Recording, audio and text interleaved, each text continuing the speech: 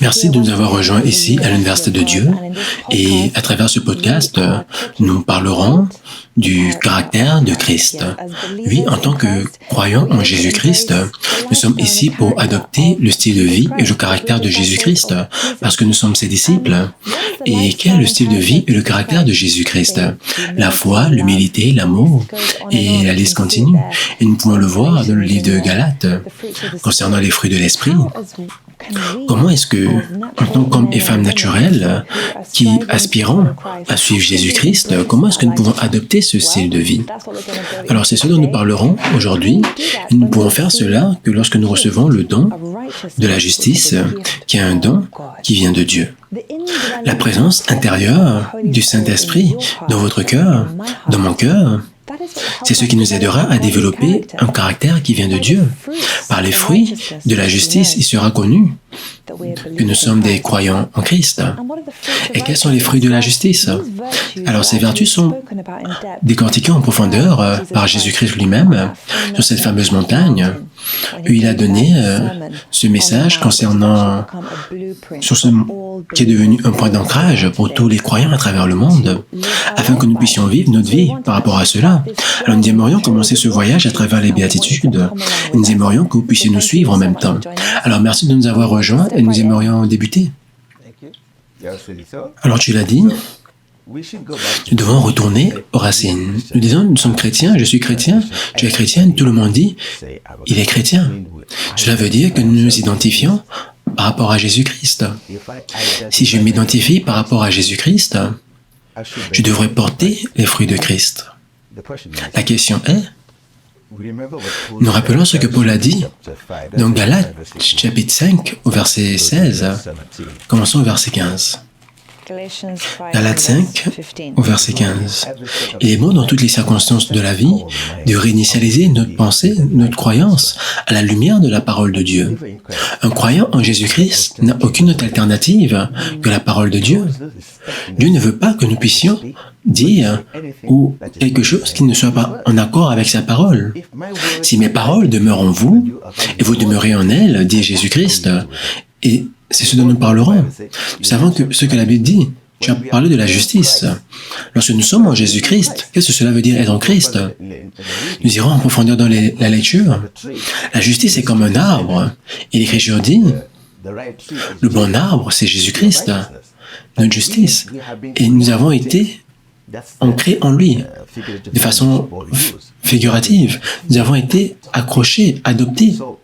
Cela veut dire, lorsque les branches sont intimement liées à l'arbre, elles ne vivent plus par elles-mêmes. C'est la vie de l'arbre qui coule jusqu'au niveau des branches. Nous nous rappelons, ce sont les branches qui portent les fruits. Ce ne sont pas les racines ni le tronc.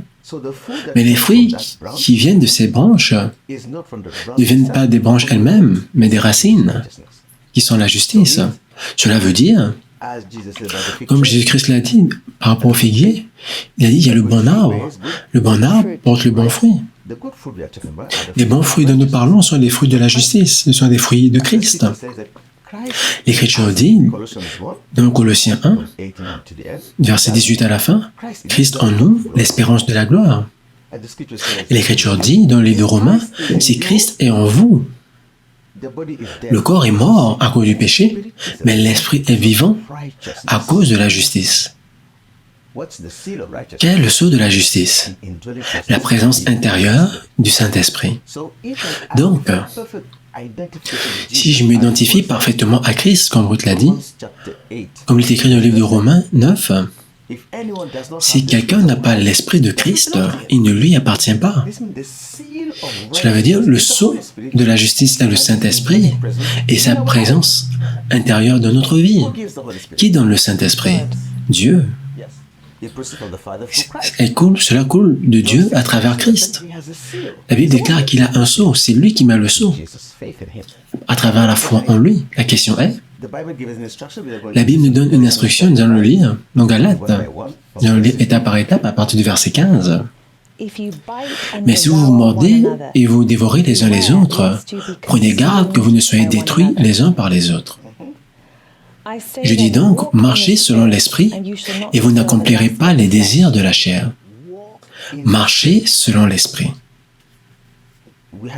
Nous l'avons dit, et Dieu ne nous aurait pas demandé de marcher selon l'Esprit. Si il ne nous avait, dans sa sagesse, ne nous avait pas conçus, chacun d'entre nous, afin que nous puissions marcher selon l'Esprit. Cela veut dire qu'il est possible que nous puissions marcher selon l'Esprit. C'est Dieu qui est notre Créateur. Marcher selon l'Esprit, afin que nous ne puissions pas accomplir les désirs de la chair. Car la chair a des désirs contraires à ceux de l'Esprit, et l'Esprit en a de contraires à ceux de la chair, et ils sont opposés entre eux, afin que vous ne fassiez point ce que vous voudriez.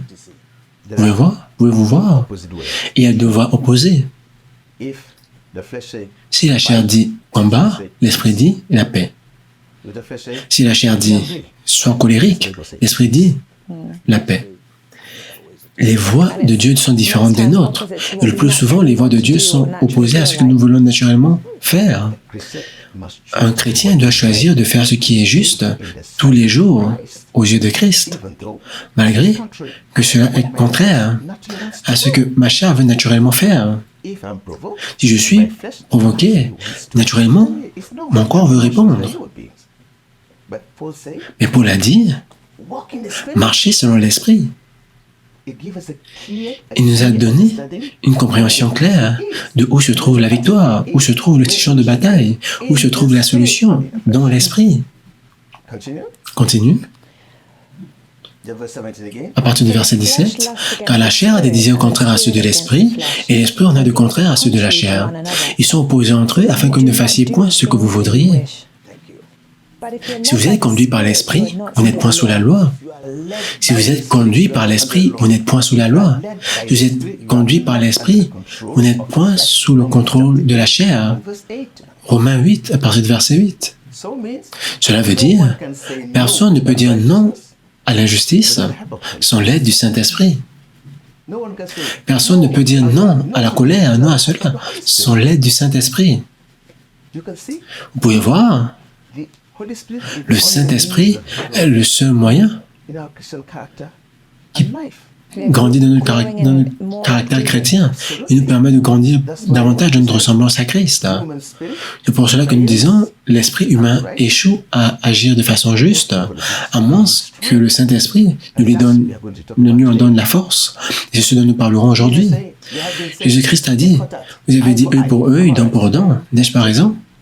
Mais moi je vous dis, aimez votre ennemi et priez pour ceux qui vous persécutent. Ça c'est la loi de Christ. L'enseignement de Jésus-Christ était un enseignement controversé à cette époque parce qu'il était contraire aux tendances naturelles. Et c'était exactement l'enseignement de Jésus-Christ que nous suivons en tant que disciples de Christ. Et c'est ce dont il a parlé également dans son message.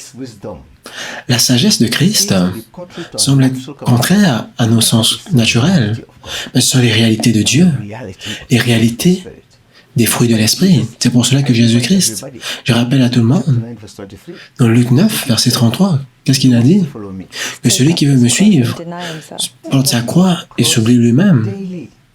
Prendre sa croix de façon journalière. La bataille auquel nous faisons face tous les jours, c'est avec nos sens. La bataille auquel nous faisons face tous les jours, c'est avec nos émotions et nos sensations. Tous les jours. C'est pour cela qu'il a dit portez votre croix. Comment est-ce que je porte ma croix? Père, donne-nous aujourd'hui notre pain de ce jour. Ça, c'est la parole. Nous embrassons la parole de Dieu comme l'instrument effectif pour le changement. Donc Jésus-Christ a dit, suivez-moi et oubliez-vous vous-même. Parlons de cela. Qu'est-ce que l'oubli de soi? Cela veut dire, vous choisissez de faire la volonté de Dieu comme telle qu'elle est inspirée par l'Esprit plutôt que nos propres voix. Et c'est tellement difficile à faire pour la chair. L'oubli de soi veut dire, nous ne mettons pas Dieu dans notre pensée, mais nous nous soumettons à lui, nous nous soumettons à la volonté de Dieu. Jésus-Christ n'est pas venu pour faire sa volonté, il est venu pour faire la volonté de Dieu. À travers les béatitudes, nous voyons clairement l'essence de la nature de Christ et de son caractère. Toutes sortes de choses étaient dites contre lui, mais il ne répondait pas. Il n'utilisait même pas les mêmes mots qu'ils utilisaient. Il disait, vous ne savez pas d'où je viens, vous ne savez pas d'où je m'en vais. Il disait, vous êtes de ce monde, moi je ne suis pas de ce monde. Et son royaume n'est pas de ce monde. Il n'est jamais venu pour combattre les Romains ou enlever leur règne. Il n'est pas venu pour les batailles naturelles. Jésus-Christ n'était jamais venu pour enlever le règne des Romains. Il est venu pour établir le royaume de Dieu dans le cœur des croyants. Et ça, c'est le champ de bataille dont nous parlons, votre cœur. Il n'a jamais vu les Romains comme des ennemis.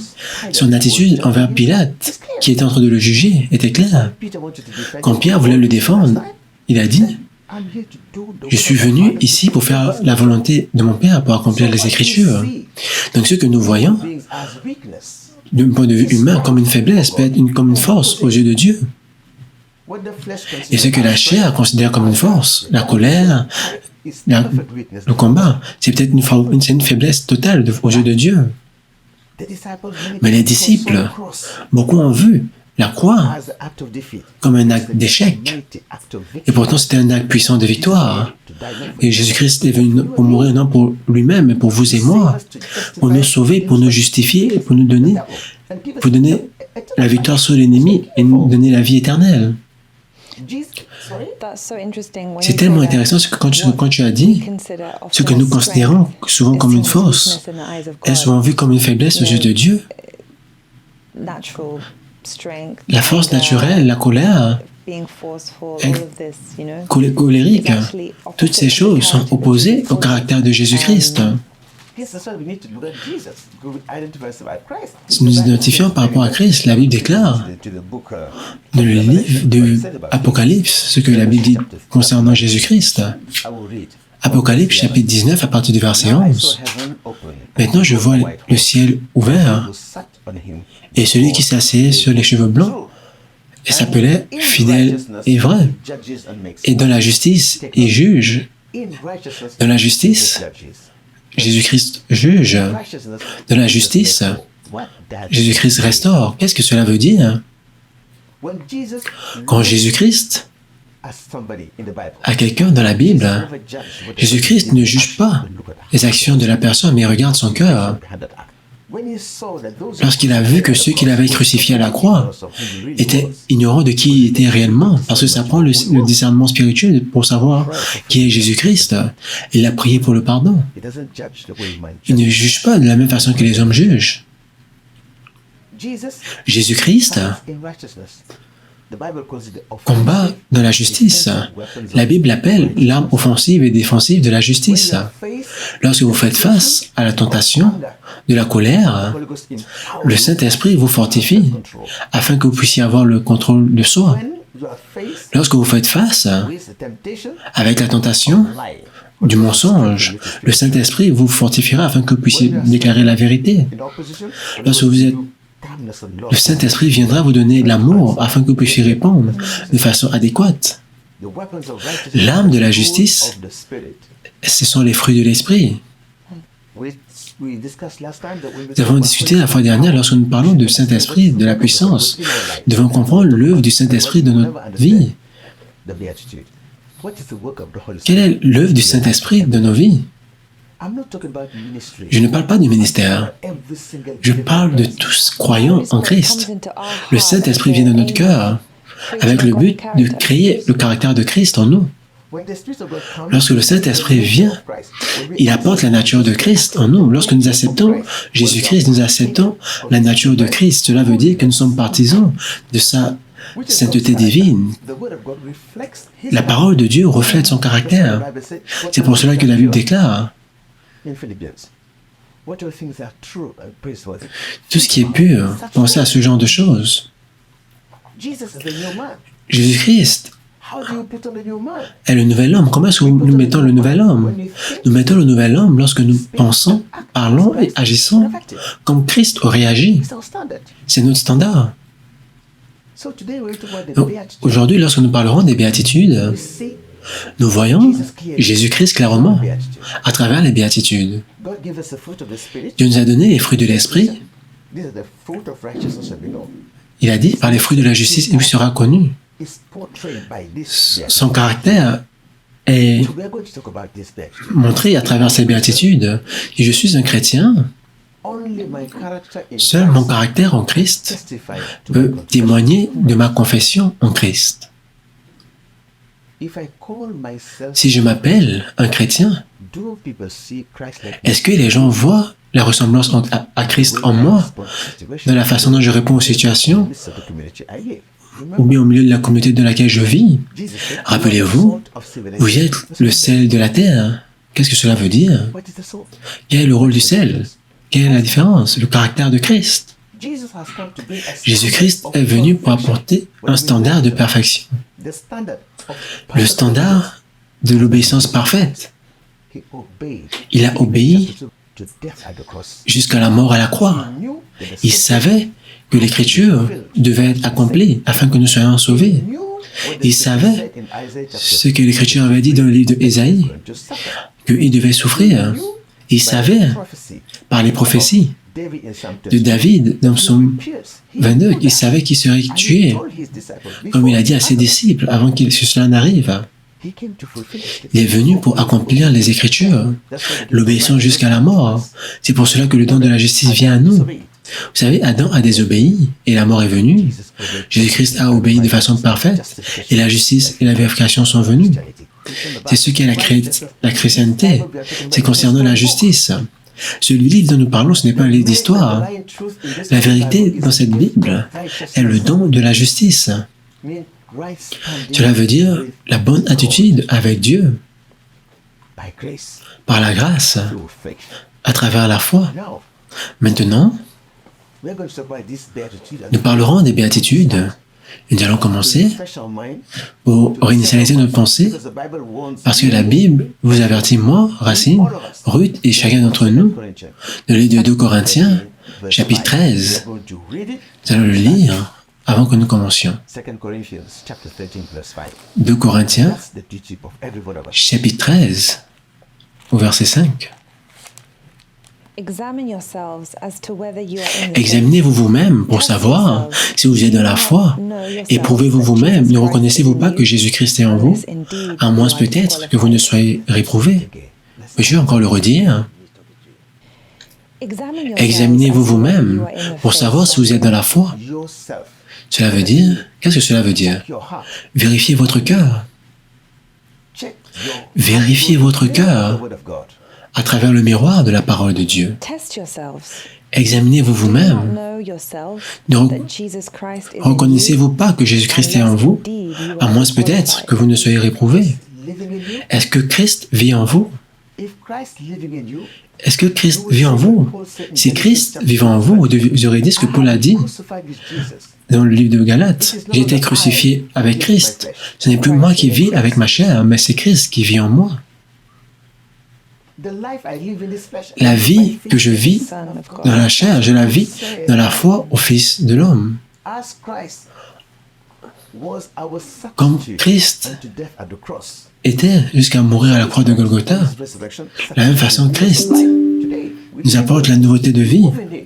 Nous nous déplaçons en lui, nous vivons en lui par l'esprit de vie. C'est pour cela qu'il a dit à tout le monde dans le livre de Matthieu 5, par leurs fruits, ils seront connus. Et ce que le Seigneur a dit, nous devons nous examiner nous-mêmes. Qu'est-ce que la foi? La foi nous rend un avec Jésus-Christ. Notre unité, notre identification avec Christ, c'est par la foi. Nous vivons par la foi lorsque nous reconnaissons notre union avec Christ dans l'Esprit. Je répète encore, nous vivons par la foi à travers le don de la justice, parce que la Bible déclare, mon juste vivra par la foi. Nous vivons par la foi lorsque nous reconnaissons notre union avec Christ. À chaque fois que nous disons en Christ, cela veut dire que nous sommes scellés. Lorsque nous reconnaissons notre union avec Christ dans l'Esprit, si nous vivons en unité avec Christ, comme un arbre qui est accrochés au tronc. Nous devons porter les fruits de l'Esprit. Nous devons examiner notre cœur, nous examiner nous-mêmes à la lumière de la parole de Dieu. Sommes-nous des miroirs de Christ? Sommes-nous en train de porter des fruits de Christ?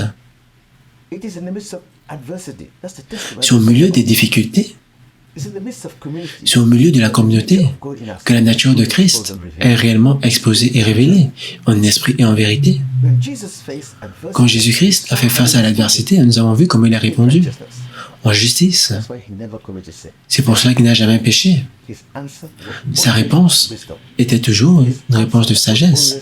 Sa réponse était toujours en lien avec la parole de Dieu. Il n'a jamais rendu, il n'a jamais maudit qui que ce soit. Et lorsque la vérité était ignorée, il était silencieux. Et lorsque les gens étaient assoiffés de justice, il parlait pendant des heures.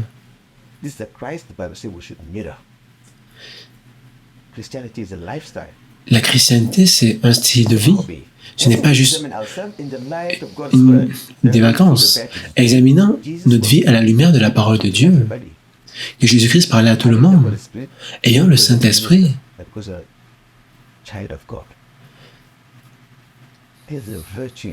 Ce sont les vertus du caractère chrétien. Nous allons en prendre un aujourd'hui, le premier. Bénis soient les pauvres en esprit, parce que le royaume des cieux leur appartient. Vous savez, ici à l'Université de Dieu, une de notre passion, c'est d'apporter la parole de Dieu avec l'équipe de l'UOG. Ces paroles que nous avons déclarées maintenant, qui résonnent à travers le monde jusqu'à aujourd'hui, sur le sermon concernant les béatitudes, nous allons rejoindre l'équipe pour écouter ce qu'ils ont à dire. Soyez bénis.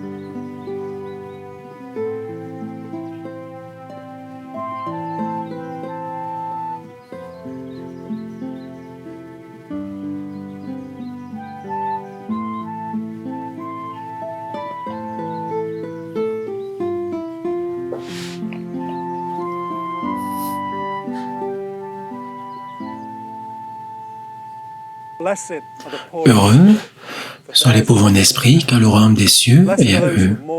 Heureux les affligés, car ils seront consolés. Heureux les débonnaires, car ils hériteront la terre. Heureux ceux qui ont faim et soif de la justice, car ils seront rassasiés. Heureux les miséricordieux, car ils obtiendront miséricorde. Heureux ceux qui ont le cœur pur, car ils verront Dieu. Heureux ceux qui procurent la paix, car ils seront appelés fils de Dieu. Heureux ceux qui sont persécutés pour la justice, car le royaume des cieux est à eux.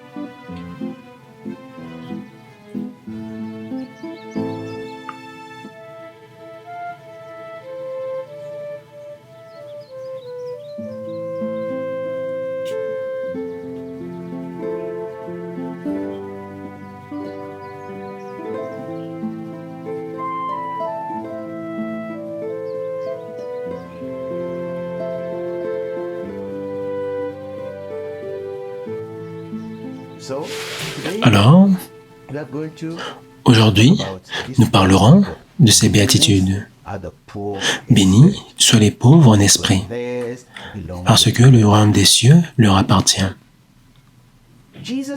Jésus-Christ, lorsqu'il est venu sur la terre et il commença son ministère, il disait « Repentez-vous, car le royaume des cieux est proche. » Jean-Baptiste a commencé premièrement et commença soudainement à prêcher un message de repentance à tout le peuple d'Israël. Et il disait, repentez-vous, car le royaume des cieux est proche. Et j'ai été envoyé pour préparer les voies du Seigneur. Et les gens venaient de presque partout. Et la Bible déclare, beaucoup venaient à lui, se repentant, confessant leurs péchés, et étaient baptisés par Jean. Ce sont les pauvres en esprit, ceux qui reconnaissent leurs besoins de Dieu, ceux qui reconnaissent leurs faiblesses. On ne parle pas de pauvreté financière. Cela n'a rien à voir avec cela. Ce n'est pas si je réalise à quel point j'ai besoin de Dieu, j'accours à lui. Au lieu de m'éloigner, nous parlerons des choses de l'esprit. Nous sommes tous faibles en ce qui concerne les choses de l'esprit. Nous disons, le standard de Christ, c'est la perfection. Et ce standard, c'est dans l'esprit. Adorer Dieu requiert un standard de pureté de cœur et de pensée. Parce que Jésus-Christ a dit, cela doit être fait en esprit et en vérité. Cela veut dire, nous devons être guidés par le Saint-Esprit dans tout ce qui a trait à notre vie. Je veux dire que être pauvre en esprit revient à dire être chercher le royaume de Dieu, reconnaissant que le besoin de Dieu. Chercherez-vous le royaume de Dieu si vous ne voyez pas le besoin de cela? Chercherez-vous le salut si vous ne savez même pas c'est quoi la définition de cela? Lorsque Jésus-Christ est venu, il disait, les enseignants de la loi lui disaient, pourquoi est-ce que je t'envoie dans les bars? Pourquoi est-ce que je t'envoie dans tel endroit? Jésus-Christ a dit, je ne suis pas venu pour les justes, mais pour les pécheurs. Ce ne sont pas les personnes qui sont en bonne santé qui ont besoin d'aide, mais ceux qui sont malades. La compassion et la miséricorde. Jésus-Christ est venu pour cela, le changement du cœur. Ils ne l'avaient pas compris et ils se sont opposés à lui, ils se sont opposés à son message. Certains parmi eux n'avaient pas vu le besoin de la repentance et commençaient à challenger Jean-Baptiste. Mais ceux qui étaient pauvres en esprit, ceux qui avaient découvert leur besoin de Dieu, venaient avec un cœur ouvert, cherchant le royaume des cieux. Cela veut dire, le pauvre en esprit s'est découvert lui-même, premièrement, avant de découvrir Dieu. Il a découvert son besoin. Si je me lève avec un mal de tête, je dis, ah, j'ai mal à la tête. Et je m'en vais voir mon docteur. Je dis, docteur, j'ai mal à la tête. Et je commence à exposer à mon docteur tous les symptômes que j'expérimente en tant que professionnel, en se basant sur ce que je lui ai dit. Il diagnostiquera ou trouvera la source de mon problème. Et en se basant sur sa connaissance, il me donnera des traitements. Jésus-Christ est venu pour divorcer une guérison spéciale sur notre esprit. C'est ce qu'il a dit. Quand Jésus-Christ est venu, le plus grand problème que nous avions, c'était le cœur de l'être humain. Lorsqu'il venait prêcher son message, les gens ne comprenaient pas ce qu'il disait.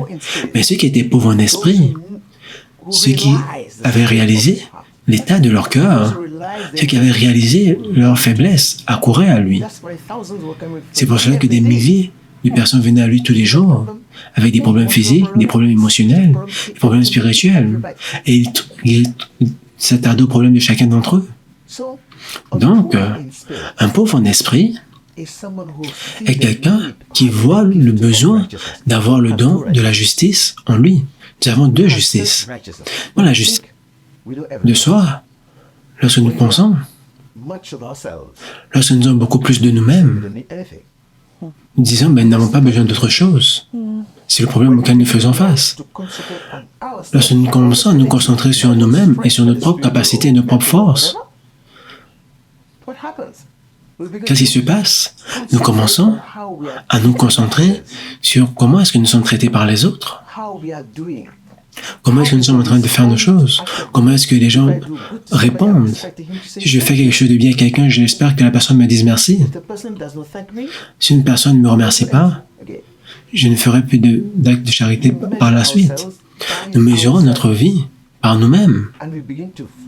Et nous commençons à tomber dans le piège de marcher dans la chair et non plus dans l'esprit, non plus en harmonie avec le Saint-Esprit. Parce que ces voies sont contraires aux voies des êtres humains. J'aimerais vous donner un second exemple qui va bien illustrer cela. Allons dans le livre de Job, chapitre 1. Nous allons voir ce qui arrivait à Job. Job n'était pas une personne pauvre, il était une personne riche et bien établie dans la société et respecté par tout le monde. Les gens venaient à Job avec respect parce qu'il était une personne noble et riche. Mais nous pouvons voir au chapitre 1, il était une personne qui craignait Dieu. Et l'Écriture dit, il donnait des sacrifices à Dieu.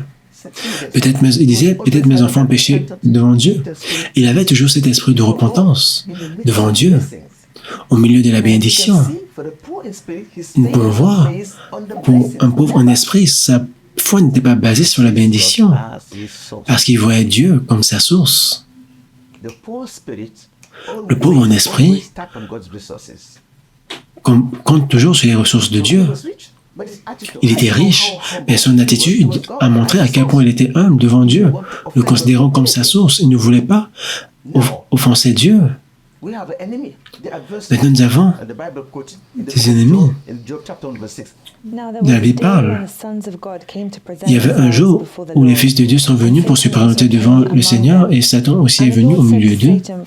Et le Seigneur a dit à Satan, « D'où viens-tu » Satan a répondu et a dit, « Je m'en vais de la visite de la terre. » Et le Seigneur a dit à Satan, « As-tu vu mon serviteur Job? Il n'y a personne comme lui sur la terre, une personne qui craint Dieu. » Et Satan a répondu au Seigneur, « Est-ce que Job te craint pour rien? Ne l'as-tu pas rendu riche? N'as-tu pas protégé 1000 forteresses autour de lui, sur tout ce qui se trouve autour de lui? Tu as béni les œuvres de ses mains et ses possessions ont augmenté dans le pays. Mais maintenant, mets ta main et touche tout ce qu'il a, et il te maudira sûrement. » Ça, c'est la stratégie de Satan. Il est simplement en train de dire, ils disent qu'ils sont chrétiens, ils disent qu'ils croient en toi, mais alors qu'ils sont là à cause de ce que tu peux leur donner, la foi et toutes ces choses, et toutes ces autres choses. Il dit, c'est facile le Job de te suivre parce qu'il est protégé et qu'il est riche. Donc sa foi n'est pas sur toi, mais sur ce qu'il peut obtenir de toi. C'est cela. Le pauvre en esprit reconnaît Dieu comme sa source, qu'il soit béni ou pas. Dieu reste sa source. Qu'il soit guéri ou qu'il soit malade, sa foi en Dieu reste la même. Son Dieu reste son Dieu. Sa foi en Dieu n'est pas déterminée par les circonstances. Cela veut dire que sa foi n'est pas pour une raison égoïste, une raison matérielle, mais juste pour l'amour de Dieu, pour l'amour du salut. Notre foi doit être pour la vie éternelle. C'est pour cela que Jésus-Christ a dit, ne cherchez pas ce que vous allez manger ou ce que vous allez porter, mais cherchez le royaume des cieux et sa justice. Pourquoi est-ce que vous demandez cela? Votre Père sait de ce dont vous avez besoin. Cherchez premièrement le royaume de Dieu et sa justice. C'est ce dont la Bible parle. C'est ce dont l'Évangile parle. Le standard de foi de Christ est celui d'un pauvre en esprit. Jésus-Christ, sur la terre, était en intimité profonde avec Dieu, mais ne faisait jamais rien de lui-même.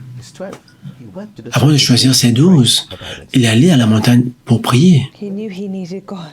Il savait qu'il avait besoin de Dieu. Nous sommes ceux qui avons besoin de Dieu, mais il s'est comporté comme s'il avait besoin de Dieu beaucoup plus que chacun d'entre nous. Lorsqu'il est venu devant Lazare, qu'est-ce qu'il a fait premièrement? Il a prié au Père. Il a dit, je prie parce que Père, je sais que tu m'écoutes toujours. Qu'est-ce que Jésus-Christ est en train de dire aux croyants? Celui qui croit en moi, les œuvres que je fais, il le fera également. Et si vous demeurez dans ma parole, et ma parole demeure en vous, ça c'est la clé de la justice. Notre union avec Jésus-Christ est à travers sa parole, par son esprit. Christ vit en moi à travers sa parole, par son esprit. Notre unité avec lui est par la foi en sa parole. La foi nous rend un avec lui par le don de la justice, par sa présence intérieure dans notre vie. Donc notre foi est basée sur Christ lui-même et sur la vie éternelle. Donc l'ennemi utilise la situation toujours pour amener les personnes afin qu'ils puissent mettre leur foi en ce qui est à l'extérieur, sur les bénédictions, sur le naturel. Satan veut toujours que nous puissions veut toujours attirer notre attention du spirituel au naturel, alors que Jésus-Christ veut attirer notre attention du naturel au spirituel. Ils sont opposés. Satan veut créer un champ de bataille pour vous amener de l'esprit au naturel. Et un croyant qui se concentre sur le naturel n'a aucune force mentale ou force physique. Parce que vous n'avez aucune force physique ou force mentale pour combattre Satan. C'est Jésus-Christ qui combat la bataille, pas vous. C'est une bataille spirituelle. Notre foi est en Christ. C'est pour cela, Job a refusé la tentation de regarder ses possessions qui étaient perdues. Il n'était jamais plein de Dieu. Dans une écriture, d'une parole, la Bible déclare qu'il a perdu tout. Cette personne qui était riche est devenue une personne pauvre. Il a perdu ses brebis, il a perdu sa maison, il a perdu tous ses enfants le même jour. Tout ce que la société considère comme symbole de stature en société, il les a tous perdus. Mais qu'est-ce qu'il a fait? Il a dit, Dieu m'a donné, Dieu l'a repris. Béni soit le nom de l'Éternel. Sa foi n'avait pas jamais été sur les choses créées. Sa foi n'avait jamais été sur les bénédictions. Sa foi était sur Dieu lui-même, la source. Et ça, c'est la victoire qu'il avait eue contre Satan. La victoire n'était pas une victoire naturelle, mais une victoire spirituelle. Satan veut que vous puissiez voir Dieu d'un mauvais œil. Il veut que vous puissiez arrêter votre relation et votre dépendance en Dieu. C'est ce que Satan veut pour vous. Il veut attaquer le centre de votre foi et vous déconnecter de Dieu. C'est pour cela, toute situation négative, il veut que vous puissiez l'attribuer à Dieu. Ah, pourquoi ceci, pourquoi cela? C'est sa stratégie, sa tactique, nous connaissons cela. Lorsqu'il a tout détruit, Job est resté fidèle. Et après, il allait utiliser une stratégie. Il a affligé Job avec une maladie terrible. Il déclare qu'il avait des blessures sur tout le corps. La maladie était tellement terrible qu'il était isolé. Maintenant, l'homme qui était au centre, le centre de son propre monde, il était isolé, rejeté. Et tout le monde l'a rejeté, tout le monde. Job n'a jamais rejeté Dieu. Il a dit, je sais,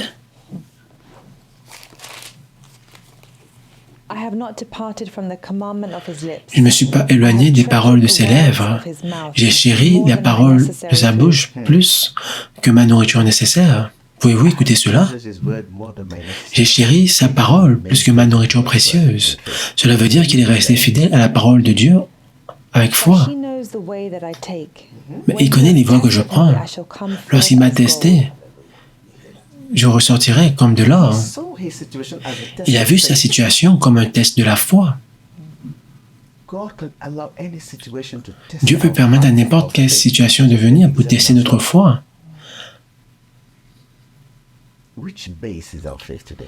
Sur quoi est basée notre foi aujourd'hui? En qui croyons-nous qui nous rend chrétiens? Cette circonstance a révélé la nature de la foi de Dieu. Il était réellement un homme de foi. Il avait la foi en Dieu. Ça, c'est le pauvre en esprit. Le pauvre en esprit ne comptera jamais sur lui-même, mais il dépendra sur Dieu. Sa situation crée toujours une dépendance envers Dieu. Sa situation, il ne la verra jamais comme une situation ordinaire. Il la verra comme quelque chose d'extraordinaire. Qu'est-ce que je veux dire par cela? Lorsque la situation arrive, il accourt à Dieu davantage. Il prie davantage. Il lit l'Écriture davantage. Parce que seul Dieu peut l'aider à travers cette difficulté. Et pour cela qu'il a dit dans le livre de Philippiens, au verset 13, « Je peux faire toutes choses grâce à Christ qui me fortifie. » Toutes choses qui auraient été impossibles de le faire naturellement, je peux le faire par Christ. C'est cela. Si vous êtes pauvre en esprit, vous verrez le besoin de marcher selon l'esprit. Vous verrez le besoin d'avoir le Saint-Esprit. Vous ferez attention à ce que vous direz. Vous allez porter le nouvel homme. Cela veut dire que c'est une voie étroite. Merci de m'avoir appelé. Lorsque Jésus-Christ dit « Portez votre croix et suivez-moi », l'oubli de soi est une voie étroite. La chair ne peut pas y aller. Nous ne pouvons aller là-bas que en marchant selon l'Esprit. L'oubli de soi est une voie étroite. Notre orgueil naturel, notre arrogance ne peut pas aller là-bas. C'est un chemin de foi et d'humilité. Seule la foi peut aller dans cette voie, une dépendance totale de Dieu en toutes choses. La foi et l'humilité vont ensemble. Lorsque les héros de la foi faisaient face à des tribulations, ils se donnaient à la prière. Le Seigneur a dit, étendez votre main. Donne-nous la foi, donne-nous la force d'aller parler de toi. C'est la force du Saint-Esprit. La puissance du Saint-Esprit vous donne une puissance surnaturelle afin d'aimer comme Jésus-Christ t'aurait aimé. Nous avons vu une grande différence entre Pierre. Lorsque la situation est venue et il avait peur, et il a rejeté Jésus-Christ à 3 reprises, et le Jésus-Christ qui s'est levé au jour de la Pentecôte. Et c'était une personne totalement différente. Quelle était la différence? Le Saint-Esprit dans son cœur. Vous savez, si vous regardez la façon dont les disciples se sont comportés autour de Jésus-Christ durant son ministère terrestre, ils ne comprenaient simplement pas ce qu'il faisait, ce qu'il disait. Ils répondaient de façon naturelle. Ils se combattaient entre eux-mêmes. Ils ne comprenaient pas beaucoup de choses. Ils avaient même eu des difficultés avec la peur, des rivalités, tellement de faiblesses humaines. Mais il est vrai, lorsque vous regardez les disciples qui sont devenus des piliers de l'Église, les apôtres sur lesquels Jésus-Christ a bâti l'Église, avant de partir au ciel, il a envoyé le Conforteur, le Saint-Esprit, au jour de la Pentecôte. Nous avons vu la force, l'amour qu'ils avaient dans leur vie. Cela ne peut être que par le résultat du Saint-Esprit dans leur vie, qui a apporté le caractère de Christ. Lorsque nous parlons du Saint-Esprit en nous, nous ne parlons pas de la puissance de guérison, nous parlons de la puissance de la justice, qui vous donnera la force spirituelle, afin que vous soyez à mesure de pardonner. Les hommes ne peuvent pas le faire, la chair ne peut pas le faire. Ça prend la puissance du Saint-Esprit, de la justice, pour être à mesure de pardonner. Actes chapitre 7. Stephen a dit, Seigneur, ne leur impute pas ce péché, ça prend la puissance du Saint-Esprit. Lorsque vous êtes rempli de l'amour de Christ, Romains 5, verset 5 dit, c'est le Saint-Esprit qui déverse cet amour en nous. Un amour inconditionnel, c'est supernaturel. Les êtres humains ne peuvent pas le faire. C'est pour cela que nous voyons le besoin du Saint-Esprit. Un pauvre en esprit ressent le besoin du Saint-Esprit. L'esprit humain échoue à faire ce qui est juste, à moins que le Saint-Esprit ne le fortifie. Lorsque la puissance du Saint-Esprit vient, les fruits commenceront à venir. C'est pour cela que Dieu nous attend chacun d'entre nous au point de son esprit. Cela veut dire au point des fruits de l'esprit. C'est un avertissement pour chacun d'entre nous. Et beaucoup viendront en disant, nous avons fait ceci, faire cela. Mais par leurs fruits, vous les reconnaîtrez. Ce sont les fruits de l'esprit, le caractère de Christ. Regardons la vie des héros de la foi, de Paul, et comment ils ont répondu à des situations. C'est une tentation d'agir de l'extérieur. Job ne l'a jamais fait. Il a dit, Dieu m'a donné, Dieu l'a repris. Béni soit le Dieu du Seigneur, le nom du Seigneur. Et il a fait honte à Satan en utilisant la parole de Dieu. Lorsqu'il a tenté Jésus-Christ dans le livre de Matthieu 4, Jésus-Christ répondait seulement avec la parole de Dieu. Ça, c'est l'arme de la justice, l'arme offensive de la justice.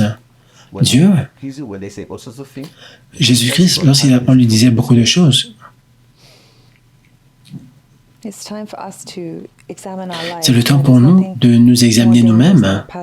Il n'y a rien de plus dangereux qu'une personne avec une vie non examinée. Lorsque nous prenons le temps d'examiner notre vie à la lumière de ce que Jésus-Christ nous a enseigné, si nous sommes chrétiens, soyons chrétiens. Et comment est-ce que nous faisons cela? C'est en suivant cet enseignement de Jésus-Christ. Et la seule façon de le faire, c'est avec l'aide du Saint-Esprit. Parce que c'est impossible, naturellement, de dire non à l'injustice et oui à la justice sans l'aide du Saint-Esprit. Afin que vous soyez pauvres en esprit, le royaume des cieux vous appartient. Nous désirons avoir le royaume des cieux, nous désirons le posséder. Et la seule façon de nous pouvoir le faire, c'est si nous suivons les paroles de Dieu, en étant pauvre en esprit. Et si nous sommes en train d'apprendre dans cette discussion, dans ce podcast, que être pauvre en esprit veut dire savoir que j'ai besoin du royaume de Dieu, et savoir que vous avez besoin de la toute suffisance de Dieu, parce que sans lui, nous ne sommes rien. Marchez selon l'Esprit, et soyez guidés par l'Esprit de Dieu. Pas vos propres voies, mais les voies de Dieu. Pas votre volonté, mais la volonté de Dieu. Vous pouvez voir, le pauvre en esprit n'a rien à voir avec la richesse. Abraham était riche, mais le style de vie d'Abraham montrait qu'il était un pauvre en esprit. Quand Dieu l'a béni avec Isaac, Dieu a testé la foi d'Abraham. Dieu testera votre bénédiction pour voir si votre cœur est après la bénédiction ou après lui. Il a dit, voici ton fils, celui que tu aimes. Va me l'offrir comme un sacrifice. Dieu n'a jamais, pendant une seconde, eu à la pensée du sacrifice de l'être humain. Mais il voulait juste tester la foi d'Abraham. Si la foi d'Abraham, qui avait attendu désespérément pour avoir un enfant, était sur l'enfant, il aurait dit, Seigneur, je ne peux pas. Rappelle-toi ce que tu m'as promis un enfant. Comment peux-tu me demander de faire cela? Tu sais contraire à ce que tu m'as promis. Il n'a jamais dit cela. Jamais. L'Écriture dit, il se leva un matin, en toute obéissance. Pourquoi? Parce que Abraham était pauvre en esprit. Il savait qu'un enfant n'aurait pas pu lui venir à lui sans la puissance de Dieu, sans sa grâce. Quand Isaac lui a demandé où est l'agneau pour le sacrifice, il a dit, Dieu pourvoira.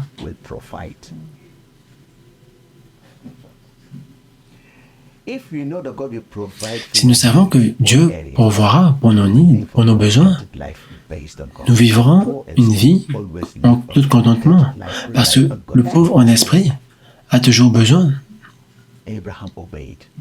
Abraham a obéi, et il a su que le réel objectif de Dieu.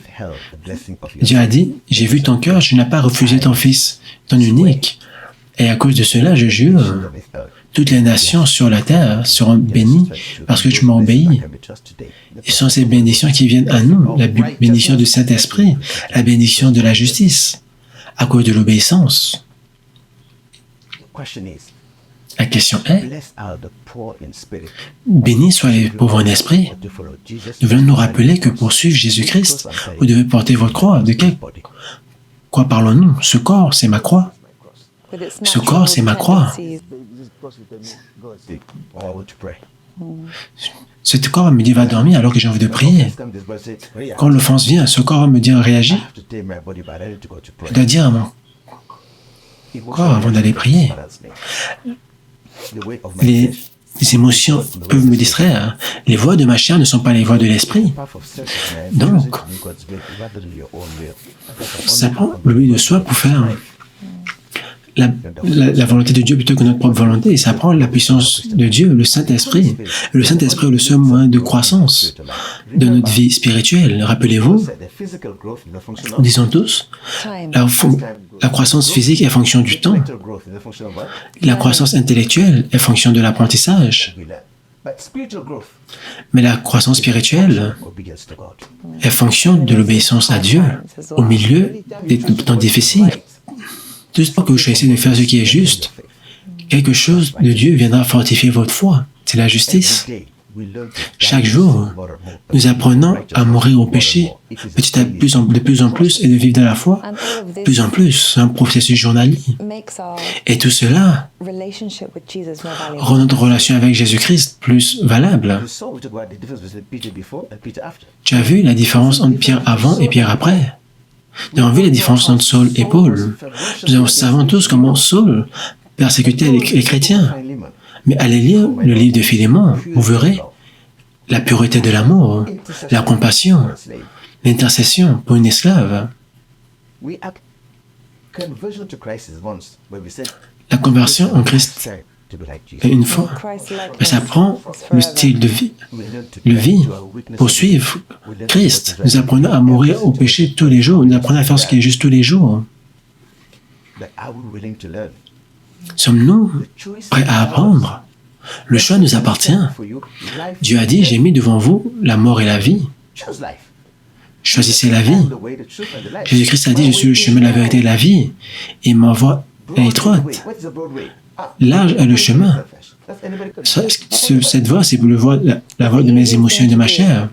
C'est la chose la plus facile à faire. C'est pour ça que la Bible nous a dit dans Proverbe, il y a une voie qui semble aux yeux de l'homme, mais sa finalité est la voie de la mort. Ce qui semble juste d'un sens commun, mais ça peut ne pas être la voie de Christ. La voie de l'esprit est différente de la voie de la chair. Qu'est-ce qui arrivera lorsque la situation arrivera dans notre vie en tant que chrétien? Qu'est-ce que nous faisons? Nous devons aller en prière et demander à Dieu la sagesse, la direction, avant de réagir, avant de tomber dans la tentation et de pécher contre Jésus-Christ. La vie n'est pas facile pour personne. Jésus-Christ m'a dit, dans ce monde, vous aurez des tribulations, mais prenez courage. Et ça, c'est le but de la foi. La foi marche en accord avec d'autres forces spirituelles, l'amour, les fruits de l'esprit. On ne peut pas séparer cela. La première fois que j'ai lu 1 Corinthiens 13, j'étais choqué. Après, je me suis demandé comment est-ce que c'était possible. Disons cela, verset 1 à 6, ça m'a pris des années pour comprendre ce que Paul disait. Parce qu'il me disait ce qu'il demandait aux gens de faire, c'était impossible pour les êtres humains. Qu'est-ce qu'il a dit? Quand je parlerai les langues des hommes et des anges, si je n'ai pas l'amour, je suis un airain qui résonne, une cymbale qui retentit. Et quand j'aurai le don de prophétie, la science de tous les mystères et toute la connaissance, quand j'aurai même toute la foi jusqu'à transporter des montagnes, si je n'ai pas l'amour, je ne suis rien. Et quand je distribuerai tous mes biens pour la nourriture des pauvres, quand je livrerai même mon corps pour être brûlé, si je n'ai pas l'amour, cela ne me sert de rien. L'amour est patiente. Écoutez cela. Dieu a ouvert mon cœur à cette écriture. Tout ce dont nous parlons dans 1 Corinthiens, la prophétie, paroles de sagesse et tout cela c'est bien. Mais elle fonctionne avec l'amour de Dieu. Ces dons sont exercés de la façon dont le Saint-Esprit guide. L'amour est un fruit de l'Esprit. L'amour est déversé dans notre cœur par le Saint-Esprit. Cela veut dire, si je fais cela, sans avoir le don de la justice, sans être né de l'Esprit, sans avoir le caractère de Christ, je ne suis rien. Pour cela que Jésus-Christ a dit, « Vous tout ça, je ne vous connais pas. » Ce qui reste, c'est la foi, l'espoir et l'amour. Et le plus grand d'entre eux, c'est l'amour. Qu'est-ce que l'amour? L'amour, c'est Dieu, c'est le Saint-Esprit. C'est la vie éternelle, ça reste pour toujours. C'est pour cela que c'est le plus grand. Nous disons dans Jean 14, verset 16, « Le sceau du Saint-Esprit restera en vous pour toujours. Par leurs fruits, vous les connaîtrez, par leur amour, vous les connaîtrez. » Paul a dit, le don le plus excellent, c'est cela. Le don le plus excellent. Là, dans 1 Corinthiens 14,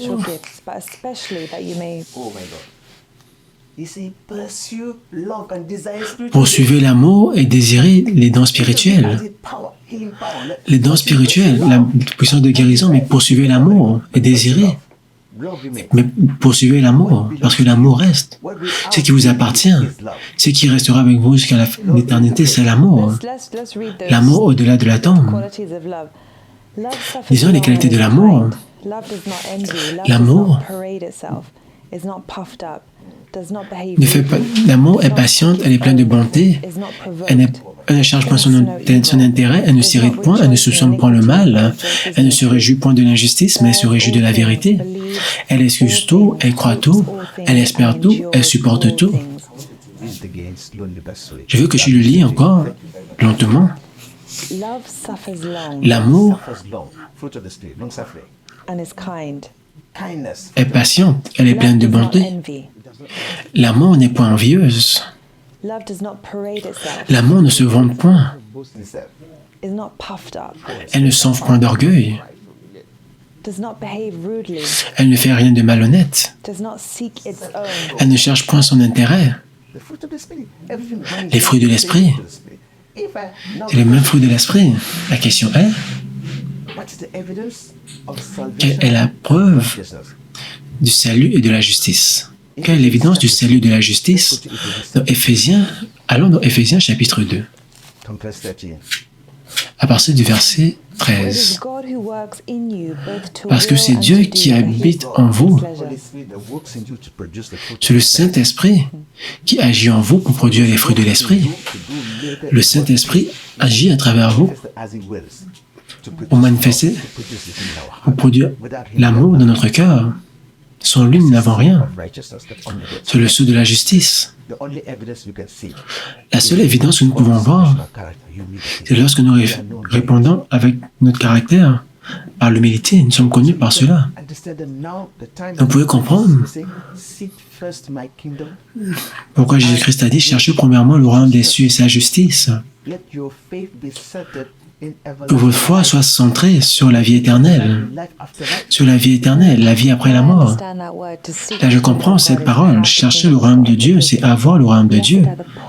Parce que bénis soient les pauvres en esprit, parce que le royaume des cieux leur appartient. Cela veut dire, si vous êtes pauvre en esprit, vous savez que vous recherchez le royaume de Dieu aussi longtemps que vous continuez à le chercher, en tout moment, dans toute motivation de votre cœur. Si vous le cherchez, cela veut dire que vous l'aurez. Le pauvre en esprit est celui qui réalise son besoin pour la vie éternelle. Si vous me donnez un verre d'eau, si je n'ai pas soif, je ne le buvrai pas. Mais si j'ai soif, je le prendrai. Vous me donnez de la nourriture et je n'ai pas faim, je ne mangerai pas votre nourriture, mais si j'ai faim, je mangerai cela. Bénis soient ceux qui ont faim et soif de la justice, ils seront rassasiés. Donc, frères et sœurs, croyant à travers le monde, la Bible déclare, « Mon juste vivra par la foi ». Notre foi est challengée d'une façon nouvelle par les circonstances de la vie. Mais Jésus-Christ savait cela, il n'a jamais promis de nous éloigner de cela. Jean 16 est vraiment clair concernant cela. Il dit, je vous bénirai, je serai avec vous dans les difficultés. Donc, quelle est l'issue? La voie de sortie est de rester. Ne permettez pas aux circonstances de vous tromper, de vous éloigner de votre paix et de votre foi en Christ. Notre foi devra être ancrée en Christ à travers les fruits de l'Esprit. Nous devrons prier et demander la force, comme les gens le font. Si nous trouvons cela difficile de faire ce qui est juste aux yeux de Dieu, nous devons prier pour cela. C'est cela. C'est le but d'accourir à Dieu par la prière. Ils accoururent à Dieu par la prière. Nous avons vu ce qui arrivait à Daniel. Il a accouru à Dieu pour prier, pour avoir plus de force. C'est Dieu qui les a aidés à traverser les difficultés de la vie et Dieu a promis de vous donner la grâce. L'amour est grand. Le temps est venu où nous devons examiner nos vies à la lumière de la parole de Dieu. Nous devons demander au Saint-Esprit de nous donner la force. Donc le pauvre en esprit apprend à échanger sa force naturelle avec la force de Dieu. Parce que nos forces naturelles sont faibles. C'est parce que si nous combattons avec la force naturelle, le pauvre en esprit compte sur la force de Dieu. Donc, vous priez pour tout le monde. Nous allons commencer à prier parce que l'Écriture dit nous n'avons aucune force de nous-mêmes. Nous sommes faibles. Donc, nous devons prier pour le corps de Christ afin que Dieu manifeste sa force dans nos faiblesses. Paul a dit dans le livre de Corinthiens 2, verset 1, « Je suis venu à vous avec beaucoup de faiblesse, de peur. » Mais avec la démonstration de la puissance de l'Esprit, nous avons vu dans sa vie la différence. La différence que nous avons vue, c'était la justice de Dieu en Jésus-Christ, à travers l'Esprit. Donc, pouvons-nous prier? Seigneur, nous nous tenons dans ton nom pour prier. Seigneur Jésus, nous prions. Remplis-nous avec ton amour et ta puissance, donne-nous la force, par ton Esprit, de nous tenir dans la foi, fortifie notre foi, Seigneur. Donne-nous la grâce de penser correctement, de parler correctement et d'agir correctement. Guide-nous vers l'amour, guide-nous vers la gentillesse, guide-nous vers la fidélité, au nom de Jésus-Christ. Amen. Amen. Merci de nous avoir rejoints. Et rappelez-vous, c'est un voyage à travers les béatitudes. Et comme nous l'avons vu dans la production de l'UOG, ce sera un voyage. Aujourd'hui, nous avons commencé le premier. Bénis soient les pauvres en esprit, car le royaume des cieux leur appartiennent. Et nous en prendrons un autre étape par étape selon ce que l'Esprit va guider. Donc, s'il vous plaît, vous pouvez regarder cela encore et encore et écrivez tout ce qui touche votre cœur, parce que la parole de Dieu est la vie, et cette parole, c'est ce dont nous avons besoin, ce dont vous avez besoin. Et rappelez-vous, en tant que disciples de Christ, notre objectif et notre désir est pour que son style de vie, son caractère, devienne le nôtre. Et cela est seulement possible à travers le don du Saint-Esprit. Amen. Merci beaucoup. Que Dieu soit avec vous. Au nom de Jésus-Christ, que Dieu vous bénisse.